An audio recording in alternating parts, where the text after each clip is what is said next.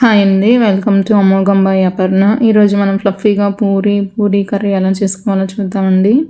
ముందుగా నేను ప్యాన్ తీసుకొని ఇందులోకి 2 కప్స్ గోధుమ పిండి యాడ్ చేశానండి. ఇందులోకి 2 స్పూన్స్ బొంబాయి రవ్వ యాడ్ చేశాను. ఒక 1 స్పూన్ షుగర్ యాడ్ చేశానండి. రుచికి సరిపడా సాల్ట్ యాడ్ చేశాను. ఒక 1 స్పూన్ ఆయిల్ కూడా యాడ్ చేశానండి. పిండిని బాగా కలుపుకోవాలండి. ఫస్ట్ మొత్తం అంతా పట్టిందాక సాల్ట్, షుగరు, రవ్వ అంతా. తర్వాత వాటర్ యాడ్ చేసుకోవాలండి. కొంచెం చపాతీ పిండి కంటే గట్టిగా కలుపుకోవాలండి. కొంచెం కొంచెంగా వాటర్ యాడ్ చేసుకుంటూ. ఇక్కడ చూడొచ్చు నేను ఎలా కలుపుకుంటున్నాను. మీరు పిండిని కలిపేసుకున్నానండి. మీరు ఇక్కడ చూడొచ్చు నేను ఎలా కలుపుకున్నాను. పిండిని రెస్ట్ ఇవ్వడానికి పక్కన పెట్టుకుంటున్నానండి నేను. నెక్స్ట్ కర్రీ చేయడానికి ప్యాన్ పెట్టుకున్నానండి. ఇందులోకి ఒక 3 స్పూన్స్ దాకా ఆయిల్ యాడ్ చేశానండి. నెక్స్ట్ ఇందులోకి తాలింపు గింజలు యాడ్ చేశానండి. నెక్స్ట్ ఇందులోకి 3 కారంగా ఉన్న మిరపకాయలు యాడ్ చేశానండి. 3 వేసాను నేను, బాగా కారంగా ఉన్నాయి అవి. నెక్స్ట్ ఇందులోకి కరివేపాకు కూడా యాడ్ చేసుకున్నానండి. నెక్స్ట్ ఇందులోకి 2 పెద్ద ఉల్లిపాయలు సన్నగా కట్ చేసి యాడ్ చేశానండి. బాగా సన్నగా కట్ చేసుకున్నాను నేను. ఉల్లిపాయలు తాలింపులో బాగా కలుపుకోవాలండి.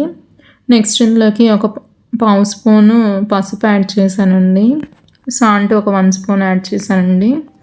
ఉల్లిపాయలకి పసుపు ఉప్పు కలిసేలాగా బాగా కలుపుకోవాలండి. ఉల్లిపాయలని ఒక 1 మినిట్ పాటు మగ్గించుకుంటున్నానండి మూత పెట్టి నేను.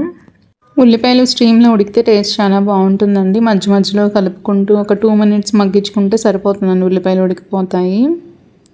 నెక్స్ట్ ఇందులోకి నేను బాయిల్ చేసి పెట్టుకున్న ఒక పొటాటోని మ్యాష్ చేసి యాడ్ చేసుకుంటున్నానండి.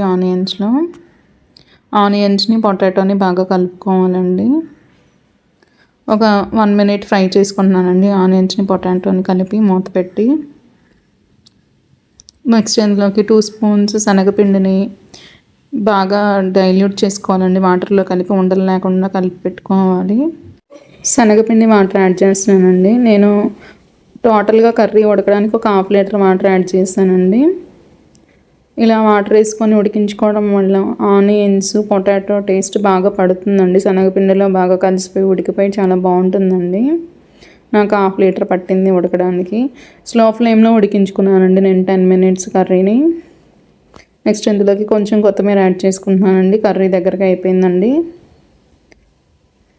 కొత్తిమీర వేసుకొని 1 మినిట్ ఉంచేసి స్టవ్ ఆఫ్ చేసుకోవచ్చండి. ఎంతసేపు ఉన్నా గట్టి పడకుండా చాలా బాగుంటుందండి. కొంచెం సాల్ట్ కూడా రుచికి సరిపడా యాడ్ చేసుకోవచ్చు మళ్ళీ మనం. పూరీ కర్రీ రెడీ అండి. నెక్స్ట్ నేను పూరీ చేసుకోవడానికి ఆయిల్ పెట్టుకుంటున్నానండి ఫ్రైకి సరిపడా. నేను చిన్న నిమ్మకాయ సైజ్ అంతా ఉండలు చేసుకుంటున్నానండి పిండిని. పూరీని మరీ పలుచగా కాకుండా కొంచెం మందంగా చేసుకోవాలండి. మందంగా చేసుకోవడం వల్ల బాగా పొంగుతాయి. మనం మరి పలుచగా చేసుకుంటే చక్కర్లాగా అయిపోతాయండి. ఇక్కడ చూడొచ్చు నేను ఎలా చేసుకున్నాను. నేను మీడియం సైజు పూరీ చేసుకుంటున్నానండి. పిండి వేసుకుంటూ 2 వైపులా రొటేట్ చేసుకుంటూ నేను కొంచెం మందంగా పూరీ చేసుకున్నానండి. నేను ప్యాన్ పెట్టుకున్నాకే పూరీ చేసుకుంటున్నానండి. ఇలా చేసుకోవడం వల్ల టేస్ట్ చాలా బాగుంటాయి. నానిపోయినట్టు అవ్వకుండా ఉంటాయండి. మనం పూరీ చేయంగానే ఆయిల్లో వేసి ఫ్రై చేసుకుంటే బాగుంటుందండి. బాగా ఫ్లఫీగా వస్తాయి.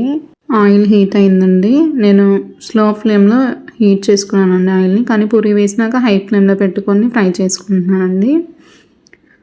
టెంపరేచర్ తగ్గకుండా చూసుకోవాలండి ఆయిల్ది. మనం ఒక 2-3 పూరీలు వేయించుకున్నాక మళ్ళీ కొంచెం ఆయిల్ హీట్ అయిందాక వెయిట్ చేసినాక పూరీ వేసుకోవాలండి. అలా అయితే అన్నీ పొంగుతూ అన్నీ ఒకేలాగా వస్తాయండి. అలా బాగుంటాయి. పూరీని ఫ్రై చేసుకున్నానండి. ఇక్కడ చూడొచ్చు ఫ్లఫీగా ఎలా ఉందో. చాలా బాగుంటాయండి ఇలా చేసుకోవడం వల్ల. పిల్లలు కూడా ఇష్టంగా తింటారు. సేమ్ హోటల్లో టేస్ట్ ఎలా ఉంటుందో అలానే ఉంటాయండి. పిల్లలు పెద్దవాళ్ళు చాలా ఇష్టంగా తింటారు. నేను ఇలా ఫ్రై చేసుకున్నానండి ఒకదాని తర్వాత ఒకటి పూరీ.